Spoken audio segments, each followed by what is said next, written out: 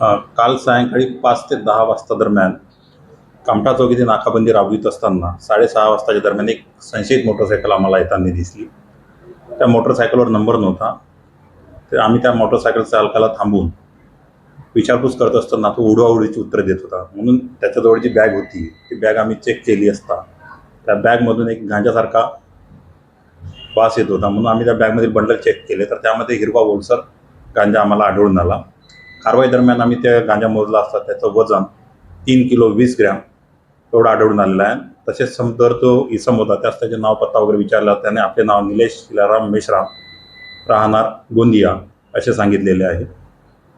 त्याची मोटरसायकल 1,00,000 रुपये किंमत, गांजाची 1,51,000 रुपये किंमत, तसेच त्याच्याजवळून एक छोटा मोबाईल आढळला त्याची किंमत 2,000 रुपये, अशी 2,53,000 रुपये किमतीचा मुद्देमाल एकूण जप्त करण्यात आलेला आहे. सदर कारवाई ही माननीय पोलीस अधीक्षक साहेब, माननीय ॲडिशनल SP साहेब तसेच DPO मॅडम यांच्या मार्गदर्शनाखाली API Gurnule, PC Muneshwar, PC पटले, PC बिसेन, PC मंजुटे यांनी पार पाडलेली आहे.